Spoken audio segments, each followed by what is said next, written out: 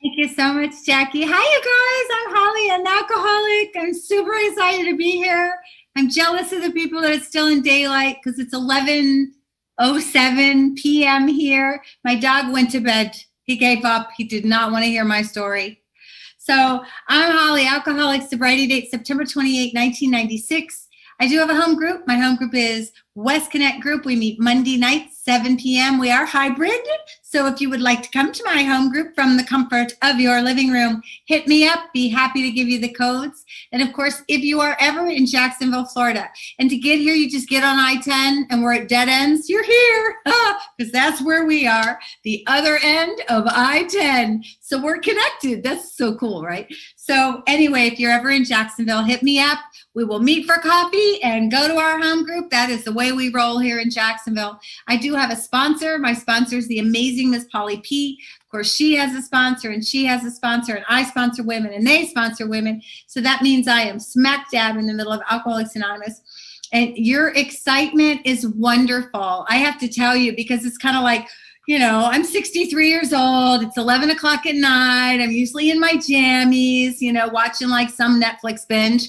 My dog's already gone to bed, but I'm definitely not, like, woo, ready to share my story. But your enthusiasm is so contagious. And of course, I jumped in on Larcene, who is my most favorite ever Al-Anon speaker. I absolutely love her. And then honored to hear Ernesto. He was absolutely amazing, and also in Florida, so I know he had the East Coast blues as well, and I was just thrilled to get to hear him. So this is fabulous what you guys are doing. Thank you for doing this. This is absolutely amazing. I'm honored to be here, really honored to be here. I love what you guys were talking about, bantering back and forth about what, COVID and the pandemic and everything that's happened, and, the horrendous stories that have taken place in the last year, and then how God's been smack dab in the middle of it all. And I just loved listening to that, because that is also my experience in the last year. I have to tell you, I am more plugged in the last year on Zoom than ever before. And I was plugged in before, so I am way more plugged in. And Zoom has made our world so small and intimate. I mean, it's just amazing. I'm sponsoring 3 women in the UK now that I met on Zoom. I mean, like, I've never met them. I was going to go to the UK in June, but, their borders aren't open yet. So I canceled that trip. I'll go a little bit later. But, I want to like jump in my car or in an airplane and fly all over the world now and hug all of these people that I feel like I have intimate relationships with because of this. It's absolutely amazing. And I don't know about you guys. You were talking about the first time you did this in May a year ago. And I don't know about you guys, but the first time I did this was in March a year ago when they did the first Corona conference. And, I thought, how am I ever going to talk to a piece of hardware? There's going to be no energy. There's no feedback from the people you're talking to. You can't touch anybody. This is going to be terrible. And I don't know about you guys, but I feel you. Isn't it the weirdest thing? Like, I can feel you. And it's metal and plastic, I suppose, and a camera and a microphone. And I had no idea that God could do that. But I guess I have a big God, because I'll tell you what, I listen to people share and tears are rolling down my face, and I'm looking at you and falling in love with you, and it's here. It's not, we're not even, you turn it off and it's like, woo, it's like you beam back into your real life, when you come off. And it's just amazing to me. And I think that's my story. I mean, my story in a nutshell is that I came to Alcoholics Anonymous and I thought what I needed to be was loved. I thought that's all I needed. If somebody would just love me right, I'd be okay. If somebody would just wrap their arms around me and tell me everything was going to be all right and just love me right, I'd be okay. Because mommy didn't love me right, and daddy number 1 and daddy number 2 and daddy number 3 and daddy number 4 and husband number 1 and, all the other places that I tried to get loved right. It just never went right. It always went wrong. And I always felt more empty, never full. And I came to Alcoholics Anonymous and I thought that's what you guys were going to do for me. You were going to love me. You were going to fix me. You were going to make me lovable. You were going to make me into a real girl. Because I wasn't a real girl when I got here. I was not. And September 28, September 28, 1996 is not my first sobriety date. My first sobriety date was February 3rd, 1981. I came into this program at 23 years old, and I was broken, beaten, literally and figuratively when I arrived here. And it had not been a good life the first 23 years. Not a good life. I was raised in North Chicago, little bitty town called Libertyville. My daddy was a prominent surgeon. My mom was an alcoholic housewife. I can say that because she's 40 years sober today. But she was an alcoholic housewife, and what that looked like in my house was she drank martinis, she cried, and she slept. She was invisible. She was a non-entity in my childhood. But my daddy was large and in charge, well-respected, a surgeon, and a mainline amphetamine user. And that means he got the really good stuff that wakes you up. He shot himself up with it, and he went, woo! And things were real exciting in my house. My job in that household was to manage the household. We had a housekeeper and a cook. I kept track of their hours. I paid the staff. And my job was also to protect my daddy from the G-men because he believed that he was being watched, listened to. The G-men were going to come and take him away. I think that might have a little bit to do with the amphetamines he was using, but who knew? And so at 3 years old, he taught me to drive the family Corvette, set me on his lap in Florida, said, you need to know how to drive in case you got to get me away from these G-men. He screamed, I screamed, but I learned to drive the Vet that day. And yes, I do like fast cars. When I was 4 years old, my gun training began. He told me I needed to know how to shoot guns and protect him from said G-men. A lot of my neighborhood animals disappeared during my gun training, but I do not kill animals today, just saying. But my life was amazing. It was fun and exciting. I got to drive a Corvette and shoot guns. And then when I was 4 years old, I went to kindergarten. Now, I'm a Chuck C fan, and I don't have to tell people in California who Chuck C is, but I'm a major Chuck C fan, and I love how he describes his alcoholism. He says he's got one problem, and it encompasses all his other problems, and that's a conscious separation from God and mankind, and that separation occurs because of his ego. So I have a problem called conscious separation from God and mankind, and my only solution is a conscious connection. And I have learned in my lifetime that there are two ways that I can connect to you too. One's called alcohol, and the other is a spiritual experience. Spiritual awakening as a result of the 12 steps of Alcoholics Anonymous. Two choices I have, but I didn't know that. I didn't know that when I was 4. And I also believe that the moment we become alcoholics is the moment that we experience a conscious awareness of our separation. See, Chuck didn't pick that word out of the blue. You know, he didn't say we're a little different or we march to the beat of a different drummer. No, he said our problem is a conscious awareness of our separation from God and mankind. And that's what happened to me when I was 4 years old. I was rolling along just fine, having a marvelous time. And then I went to kindergarten and I was 4. They sent me early because I was already reading small novels and doing math, paying the staff. I knew my numbers. So off to school I went, and I walked into a kindergarten room, and I'd never seen anything so amazing in my life. Do you remember kindergarten? It was beautiful, and there's colorful things and finger painting and charcoal drawing and blocks to build with and reading circles and little tables and little chairs. It was amazing. But there was a problem. The room was filled with other little 4- and 5-year-olds. They were all running around, interacting, playing, having an absolutely marvelous time. And I stood in the doorway of that room, and I looked at that room, and I had no idea what to do. None.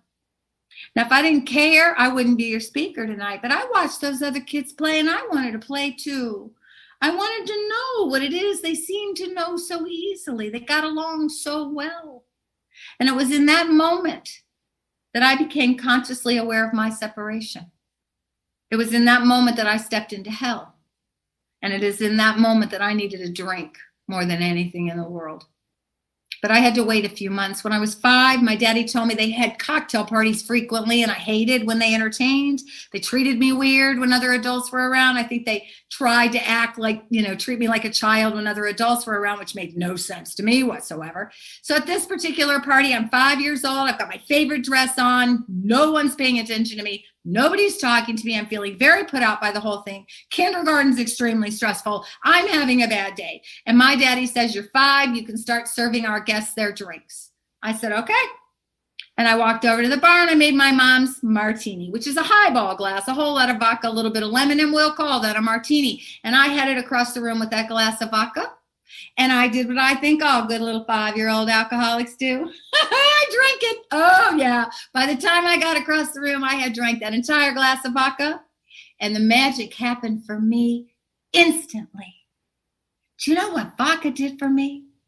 It connected me to everyone in the room. I fell in love with them and they fell in love with me. It was amazing. I was articulate. I had fabulous conversations. I was the life of the party. And at the end of that night, I said, whatever that stuff is, I'm going to drink that stuff as often and as much as I can. And I did. I was an adult in this household. I could pour a glass of vodka anytime I wanted to. So I did not become a daily drinker at the age of 5, but I certainly became a weekly drinker at the age of 5. I was a daily drinker certainly by 11. By 12, I had regular alcoholic convulsions. You know, you just drink a little too much and fall on the floor and twitch and vomit and wet yourself. Yeah, sort of a regular occasion. And by 13, I was hitchhiking around the United States. My mom ended up divorcing that man. That's sort of a no-brainer. And many years went by, and when I was 13, she remarried a naval officer who came in and said children are seen and not to be heard, and there will be rules in this household. He gave his little speech. When he was done, I thanked him very much for all his concern. I told him I've been running this household since I was 2. I really didn't need his input, but if he wanted to entertain my mother, that was fine with me. Well, that didn't go over very well. You know, and he would ask me questions that were ridiculous, you know, like, where are you going? And I quite frankly didn't think it was any of his business. And I would tell him, and then he'd just punch me in the face. I'd fall down, get back up, and he'd ask me again, and I'd give him the same answer, and he'd punch me in the face again. So he'd just beat me up, and then I'd grab a bottle and hit the door and go get drunk, spend the night at a friend's. And so it began. So we leave Libertyville, you know, Navy and all that. We end up out on the East Coast in Newport, Rhode Island for a little bit of officer training stuff, and I start traveling. See, I don't drink and cry and go to sleep. Oh, no. I'm sort of a high-energy person. I don't know if that comes through Zoom much, but, you know, certainly at 63, I'm high energy, but when I was 14, 13, woo, I had a lot of energy. When I drink, I travel. You see, I was a Michener fan. By the time I was 13, I'd read all of Michener's novels, and The Drifters was my favorite. And it's about a group of college students from around the world, and they all kind of collect in Europe, and they hitchhike around Europe. And oh my God, I wanted to do that. And you put a little alcohol into my system, and out comes the thumb, and off I go. But the problem with that is I'm 13 and I'm hitchhiking to Boston or to Maine. I love to go up to Maine or New Hampshire. I wanted to see the covered bridges, you know, and I drink and take off. But see, I wasn't one of those 13-year-olds that looks 21. No, when I was 13, I looked 8. You know, I was always kind of built like a young boy. You know, the only curves I have today are from a very good plastic surgeon in Jacksonville, Florida. But back then I looked very, very young. And so I'd be walking down the sidewalk and the police would stop and pick me up because I always looked like a little lost kid. So I would get picked up and brought home by the police all the time. So then my stepdad gets his final station in the Navy and we wind up in New Orleans, Louisiana. We arrived there during Christmas break in December of 1971. I am halfway through my freshman year of high school. So in January, when it's time to go to school, my mom drops me off at the local high school in New Orleans, and the National Guard's there that day. And I think, oh, it's military day. And I go into that school and they load me down with textbooks, and a very nice young freshman boy comes up and asks me if I need help finding my locker and stowing away my books. I said, yes, please. And we did that. I shook his hand. Off he went. Never got his name. When I walked out of school that day, 3 black girls jumped me and beat me to a pulp. I mean, beat me down. Now, I know there's something wrong with me. I have known there's something wrong with me since I was 4. But what I figure is now it's obviously written on my face. They can tell by looking at me that there's something wrong with me, that I don't belong there, that I don't fit in, and that is why they're beating me up. What I did not know, I found out much later, is that, in fact, there was a problem in the South at that time, and it was called desegregation of schools, and apparently at the school I was going to, it wasn't going well, which is why the National Guard was there. And see that young man that helped me find my locker? Well, he was black. But I don't see that. I'm raised in Libertyville, Illinois. People are people to me. I don't care about anything you do, and I don't care what color you are. What I care about is your heart. That is how I was raised. That is how I've always been. So I didn't know that because he was black, they beat me up. And quite frankly, just to go on the record here, had I known, I'd have done it anyway, but at least I'd have known why I was getting a beating. But I didn't know. And the next day I had to go back to that school, and I was terrified. I didn't want to walk in there. I'm not a fighter. It's never been me. And if you don't know why you're getting beat up, how do you prevent it?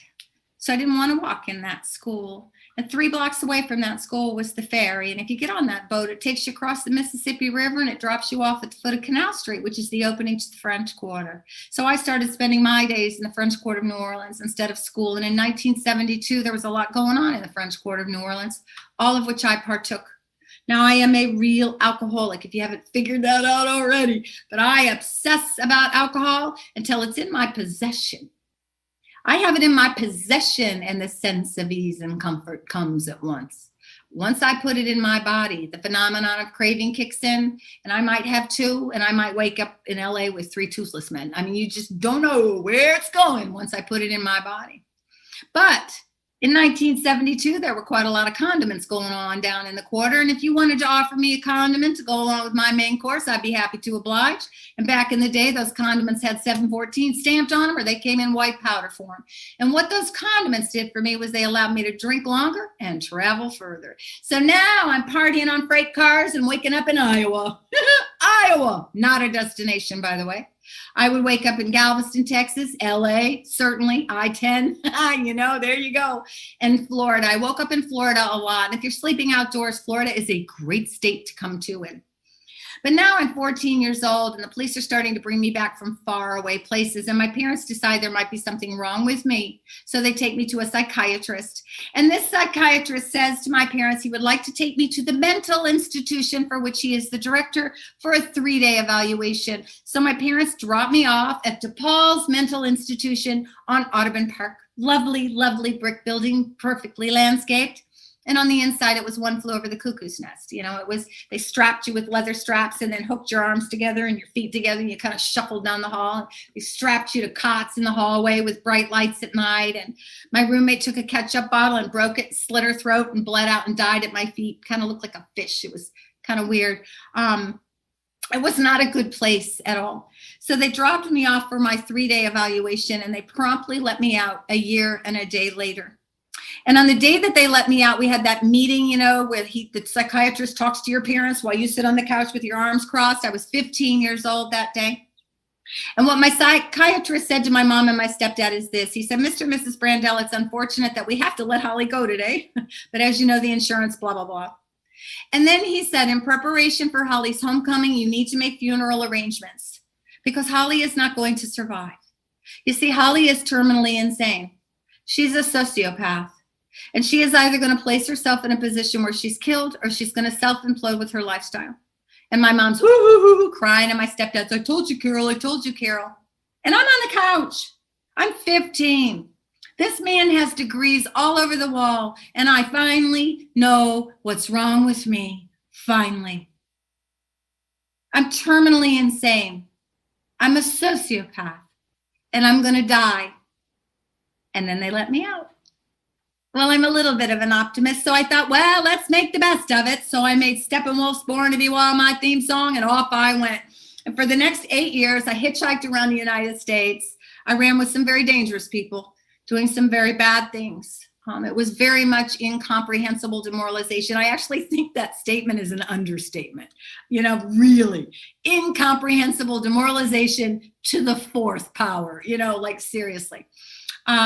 When I was 18, I blew through New Orleans one time, just kind of passing through. I was looking for a guy I'd been dating. We'll use that term loosely. And he wasn't in town, but his best friend was. And he saw me walking down the street. He pulled over and said, hey, Holly, you want to come party? I'm like, sure. Jumped in the car with Tim. We went and bought a bunch of tequila and woke up the next day married. Whoops. Yeah, so we were at Tim's parents' house because, of course, everyone lived at home. And we were married. So his dad came in the room, and his dad was a big, high-up, white-collar muckety-muck at Avondale Shipyards in New Orleans. And he said, well, son, now that you're married, I'll get you a job down at the yard. And he got him a job making a lot of money because he could. And so Tim and I said, we'll stay married for that money. And so we did. We stayed married. It was 1976. I was 18. He was 20. We were making really great money. We were drinking, partying. He hit me. I ran him over with the truck. We slept with each other's friends and bailed each other out of jail. Young romance. Lovely. 1977, I decided to enroll at the university because, my husband's making great money. I got a GED from a foster home I got put in one time, so why not? So I enrolled in the university, and I take my studies pretty seriously. It's weird how we are, because I have a 4.0 in college, but I took my studies seriously. In 1978, I was assigned a thesis, and the thesis I was assigned was the effects of alcohol and drugs on pregnancy and breastfeeding. Now, that was not a thing back then. Back then, you drank wine for the swelling in your legs, and beer was great for breast milk. But that's the topic I was assigned, and I took it seriously. And as I was researching the science on that topic, I found out I was pregnant for my first child, my baby girl. And while I was pregnant, I touched nothing. Probably the happiest days ever in my life at that time. But as soon as I weaned her, I was off to the races. And when she was a little over a year old, I went out for mixer one night, and I disappeared for 9 months. Now, I have a memory back to 6 months old. I remember my life very, very clearly. I have one of those brains. I also had very, very long blackouts. I'm the kind that would come out of a blackout living in some other state with some guy I don't ever remember meeting. So, those kind of blackouts. So that 9 months that I was gone, I remember very, very little of that. Now, my mom has divorced the Navy guy, remarried to an architect, and moved to Houston, Texas. So my mama finds me in Pittsburgh, Pennsylvania, brings me back to New Orleans, pays for an apartment, and says, please stay put. Your husband and your daughter need you. Well, I didn't really care about the husband needing me, but oh my God, my baby girl. I carried a little picture of her with me everywhere I went. I wanted to be a good mom. I just kept waking up in other states. You know what I mean?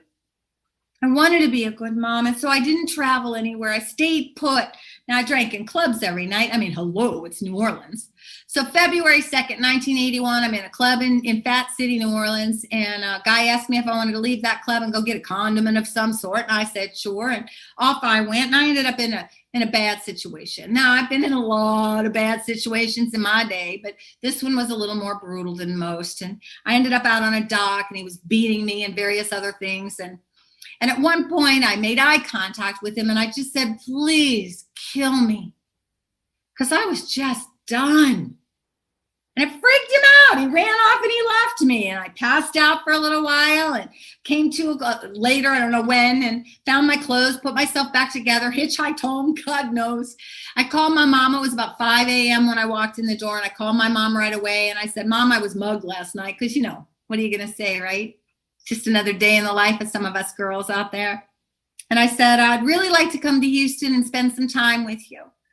And she said, go to the airport, there'll be a ticket. About 2 hours later, I went straight to the airport, and I flew to Houston, Texas. So on February 3rd, 1981, I arrived in Houston. I was 23 years old. My right eye was swollen completely shut. I couldn't see out of it. My left eye was a lot of colors, but I could see. My nose was slit through. My lips were busted. My ribs were broken, and I was having a really hard time walking. And I got off that plane. Hi, Mom.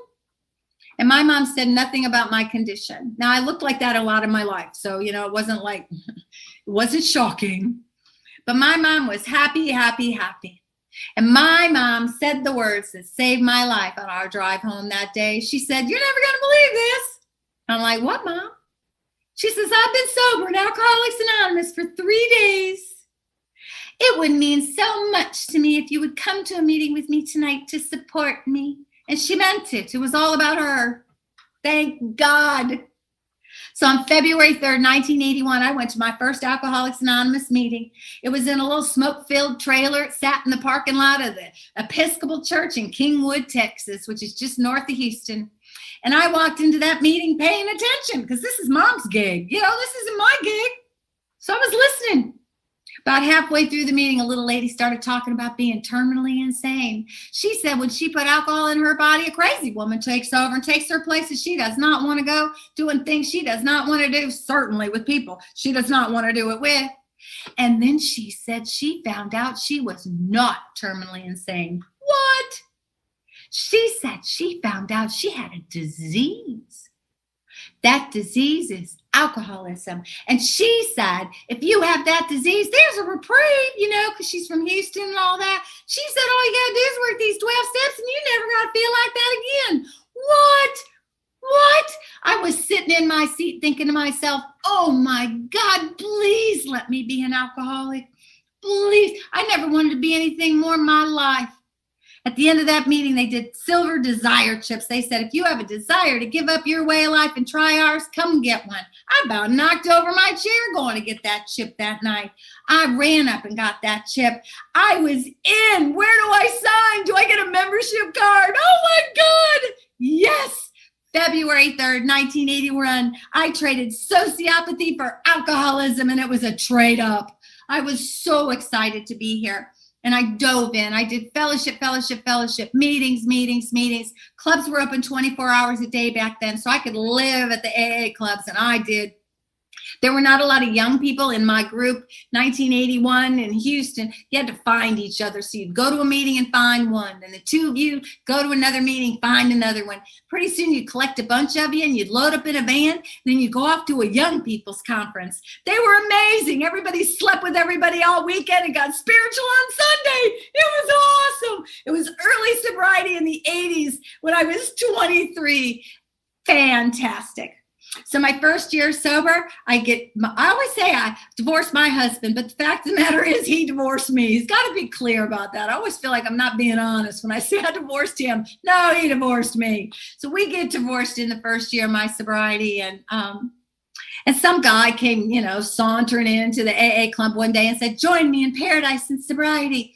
Hawaii. And I said, okay. And I got on the plane with him, and I found myself at 1 year sober, 24 years old, on the big island of Hawaii on the Kona coast in a little village called Kailua. It's a lot bigger today, but in 1981, it was truly a little village. And I was in paradise. Now, I found out this guy was taking cakes in AA and shipping Pakalolo to the States, so we broke up right away because that scared me to death. And now I'm walking down the street and I'm in paradise, and I'm a year sober. I've got the ocean breaking on my left. I got Malkaside, the mountain, going up on my right. It's absolutely gorgeous. And a bus comes by and I want to step out in front of it. I want to kill myself. And I don't know if anybody's ever felt like that, sitting in the rooms of Alcoholics Anonymous. But I want you to know, if you have, me too. Because you know what? I've been doing fellowship, and meetings, and they are fabulous. They are a fabulous substitute for alcohol. But they are not the solution for alcoholism. And I was walking down the street at that crossroad that the book talks about, where I could not imagine another day without a drink, but I could not imagine picking it up again. So I went to one more meeting one more time, and I asked a woman by the name of Cherie J. She's in Sacramento, California now. She has 55 and a half years sober. I found her because of COVID on Zoom. We now text every single day. Anyway, I asked her to be my sponsor that night in that little village, and she said, I'll sponsor you, but you're going to work some steps. Now, I want you to know, I did not dive into the steps of Alcoholics Anonymous because I wanted step 12. Have you read step 12? When I was 24 years old and I read step 12, I thought, oh, great. That's what I want, a spiritual awakening. Yes, I want my virginity back. I want to wear turtleneck sweaters and skirts down to my ankle and carry a big book the rest of my life. No, I did not want that. That did not thrill me. I was not excited about that at all. I want to tell you truthfully why I worked the first 9 steps to the best of my ability with my sponsor. Because she was a goddess. She was amazing. She was a big woman. She wore a muumuu. She had her hair perm. And she talked to God and journaled at a nude beach. What? That was a level of confidence I wanted. And that's the coolest God I ever heard of. She was a goddess, and I wanted her to like me. And she kept giving me assignments. So I had to do them, because if I didn't do them, she wouldn't like me. So I didn't do them because I wanted what you get from doing them. I did them because I wanted my sponsor to like me. And if that's why you work the steps, that's okay. Because it works. It's the craziest thing. So I worked the first 9 steps to the best of my ability, and my world changed. And I didn't get younger, and I didn't get beautiful, and he didn't come back. I didn't get the job of my dreams. It isn't about the third dimension. But you know what happened to me? When you peel open the blinds and you look out at the world changed. How did that happen? The world changed. It suddenly looked like a friendly place to be. When I was 7 years sober, I moved to Jacksonville, Florida for a wedding. Mine.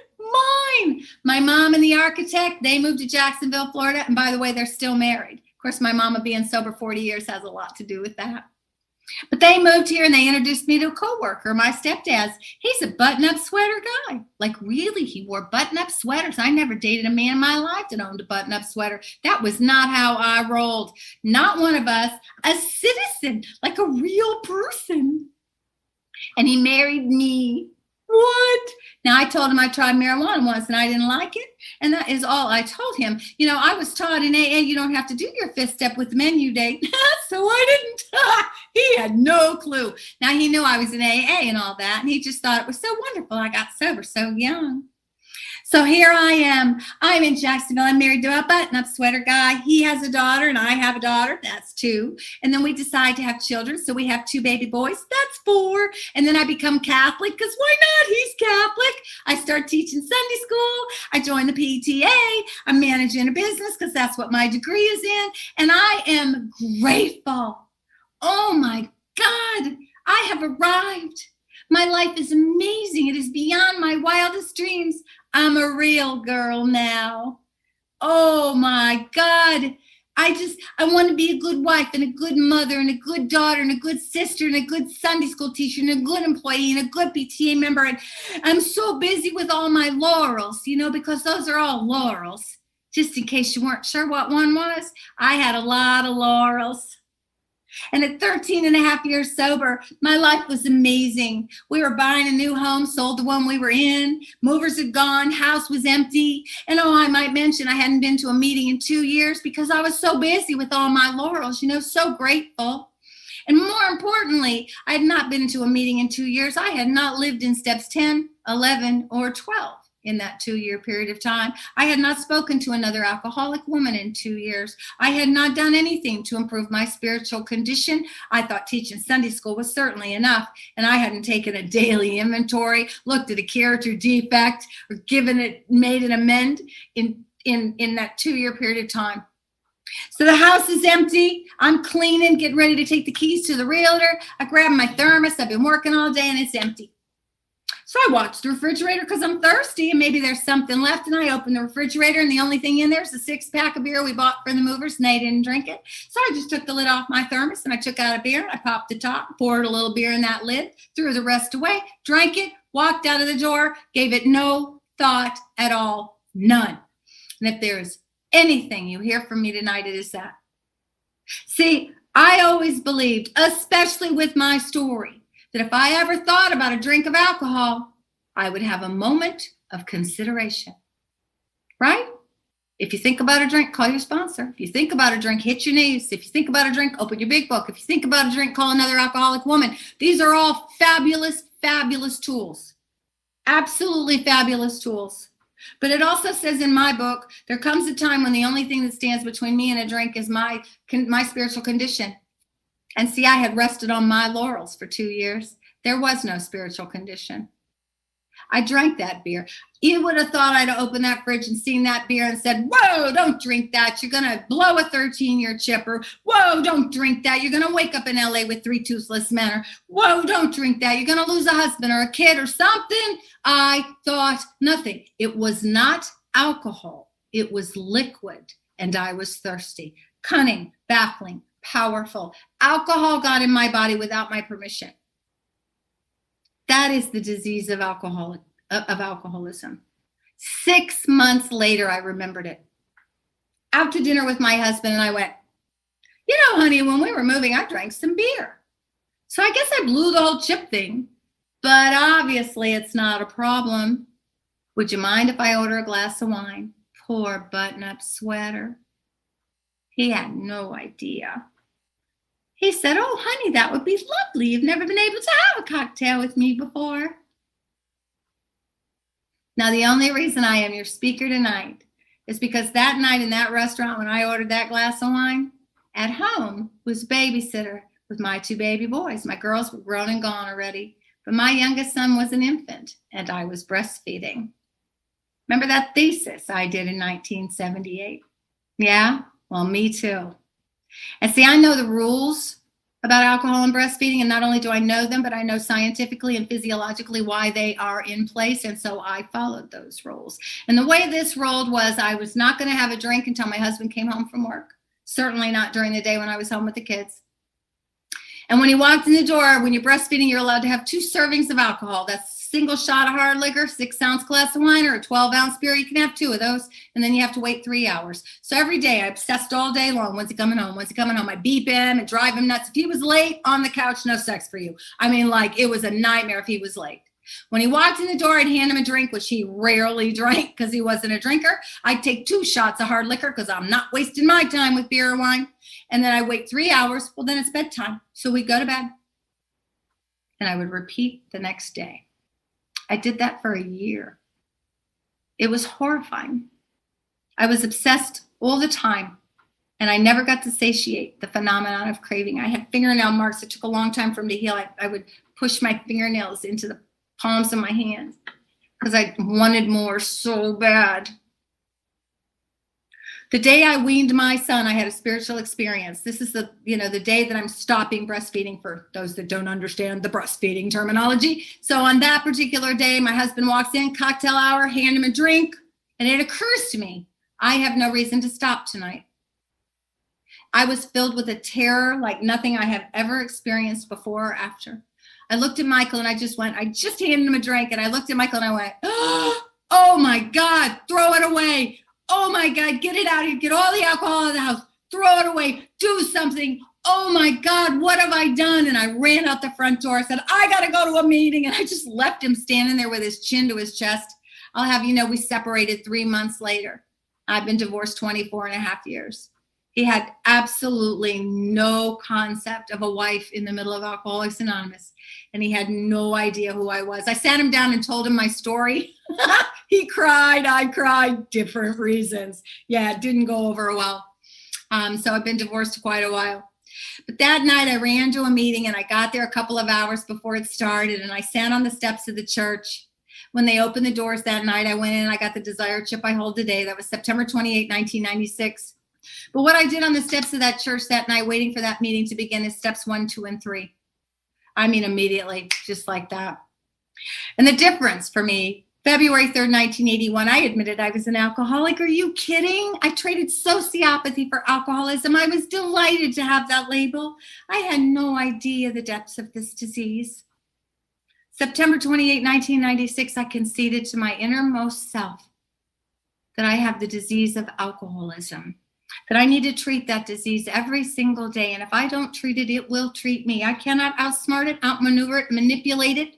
It will put alcohol into my body without my permission if I rest on my laurels. Now that sounds like penance, doesn't it? It sounds like quite a sentence for this old lady. Oh my God, she's got to go to meetings every day. Bless her little heart. Well, that's only if you're in the South. But I want to tell you why I am excited, I'm thrilled, and I'm honored to suit up and show up every day. And that's because of the joy that I am given by falling in love with you. See, I had it all wrong. And I'm going to tell you the secret, Alcoholics Anonymous, right now, in case you never heard it. Very often you're going to hear people say, welcome to Alcoholics Anonymous. We are so glad you're here. And honey, we are going to love you till you learn to love yourself. Well, I am here to tell you there is no love yourself chapter in my big book. I looked. They gave me the wrong book. I spent a whole lot of time in the program of Alcoholics Anonymous trying to become lovable, trying to be a good girl so that you would love me and I'd be okay. And once I got the things that I thought were going to make me lovable, make me okay, I was so busy managing and taking care of them because, my God, I couldn't lose them, that I missed it. I missed it. Work with others, work with others, work with others. Do you know what that means? It says work with others because a man wrote the book. I really believe that with all my heart, because if I had written it, it would have said love others. Love others. But love is a verb, not a noun. I fell in love with you. Alcoholics Anonymous is kindergarten for love. Common peril, common solution. It's easy to love you. You taught me how to love you, and then you sent me out there. And I had to learn to love my mama and daddy number 1 and daddy number 2 and daddy number 3 and daddy number 4 and my ex-husband. And no matter who is president of the United States, it's a challenge. I've had to learn to love. But what do I get in return for that? Joy, joy, unfathomable joy. It is God threw me out. I didn't know that. I was waiting for you to give it to me. It is God threw me out, and that makes me free. See, I get to be happy, I get to be joyous, and I get to be free. Because if it's God threw me out, you don't have any say-so in it. None. The only thing I have to do is stay in steps 10 and 11 to keep me out of the way, because I am the only thing that gets in the way of me loving you. And I need joy. I need all the joy I can muster, because as my sponsor says, life's in session. Yes, it is life's in session. You talked about COVID and the pandemic at the beginning of this meeting, the trials and tribulations we have to walk through. That baby girl of mine, my firstborn beautiful daughter, November of 2016, she was having a few drinks at the Omni, decided to snort a little social heroin, didn't know there was a thing, killed her instantly. A year and a half ago, my middle grandson, 3 weeks after his 18th birthday, we celebrated it here. He was on a cane. He passed away from a very, very aggressive cancer that hit him, took him out within months. Really good kid. And I have one sibling, a baby sister, 4 years younger than I. We just buried her in January. She lost a battle to stage 4 breast cancer. Life's in session. It happens.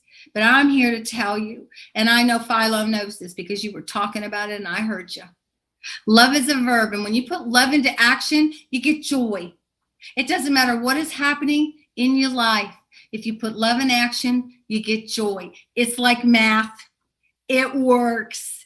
It's amazing. I can walk through anything,